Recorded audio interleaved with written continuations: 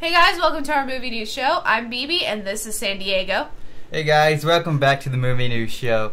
I am Santiago and this is BB. She's back for one final time. Okay, what's our first topic of the day? Our first topic of the day, Paramount Pictures has just dropped the second trailer to Star Trek Beyond, directed by Justin Lin. The sequel finds the crew in the midst of a 5-year mission when they run across a villainous alien played by Idris Elba. The trailer premiered during a fan event in Los Angeles where it was announced Star Trek Beyond will also have its world premiere at San Diego Comic-Con on July 20th.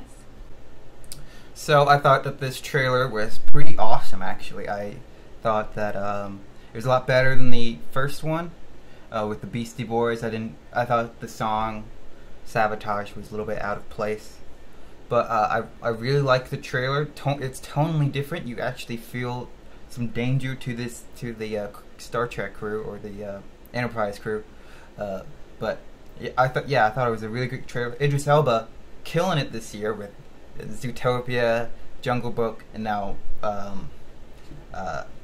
Star Trek Beyond. So he seems to be making some big money this year with all of his characters. I really like him as an actor. I think he will play a great villain. So I'm really excited for this movie, and I can't wait to see more.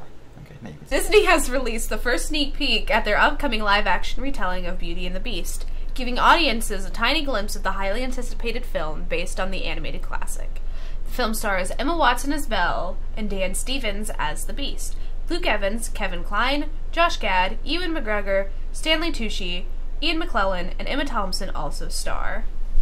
So for Beauty and the Beast, I didn't like the teaser all that much at first because you're just like, okay, there's a wall, there's a window, there's a painting. Okay, I didn't think that this teaser would do anything for me. But then for whatever reason, when you hear the voices, and then it brings up that title card, "Be Our Guest," and you hear that little twinkle of the Beauty and the Beast song. I was like, okay, you got me. I'm sold now. You have my money. You have my ticket. So I'm very excited to see Beauty and the Beast. Principal photography has officially started on Christopher Nolan's next film, called Dunkirk, which is based on the World War II event that chronicles the evacuation of the city during the British military operation that saved 330,000 lives as Allied soldiers were surrounded by German forces. Nolan is directing from an original screenplay he wrote himself with Warner Brothers Pictures, describing the film as an action thriller. So for Dunkirk, I'm not sure if I will be interested. Well, I like war movies, I like history, and Christopher Nolan's a great director.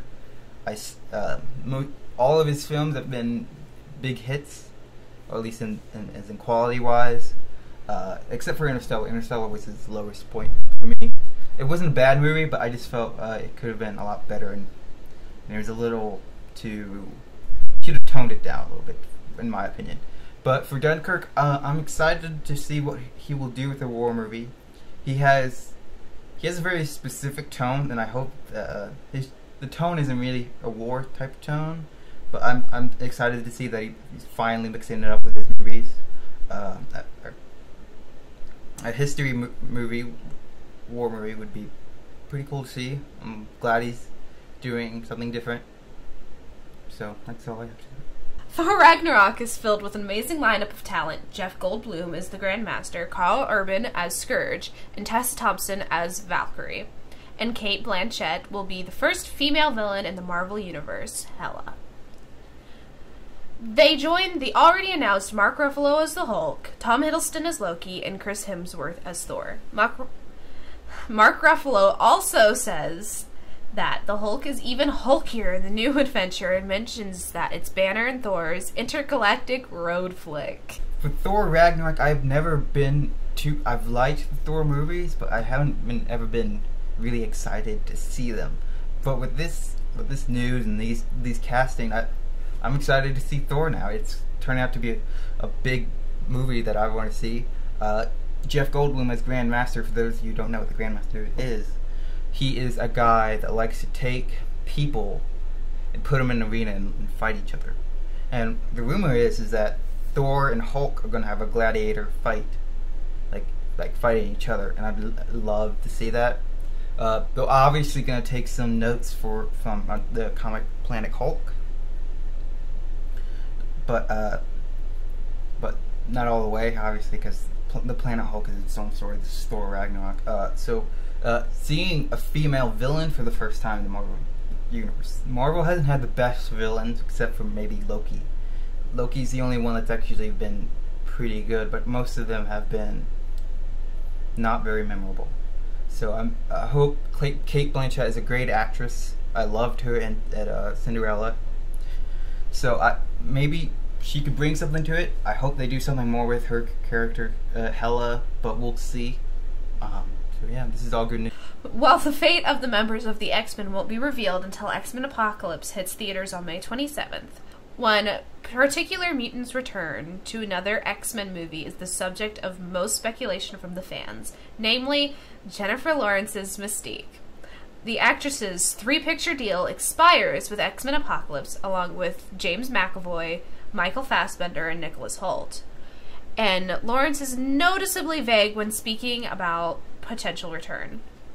But in an interview with Entertainment Weekly, that all changed. I would love to come back. I would love the fans, and I love the character.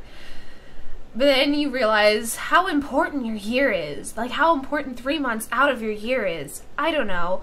I shouldn't be that honest.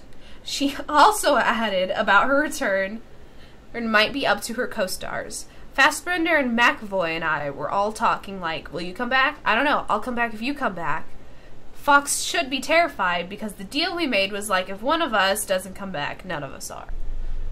Okay, so I'm going to address the second part of her quote, Jennifer Lawrence quote. The pack, I'm pretty sure that I'm sure that they are great friends and everything, but I doubt that. I can't see McAvoy's and Fassbender's manager go up to him like, hey, I got you this great deal for the next X-Men movies, and he's like, no, I'm not going to do it. Jennifer Lawrence is not going to do it. I'm not going to do it.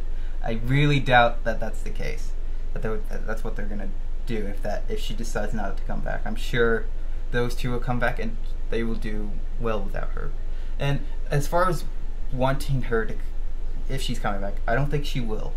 She has notoriously hated the blue costume, the blue makeup thing. She doesn't like being in the Mystique costume. So if she doesn't like that part of the character, which is most of it, I don't think she will.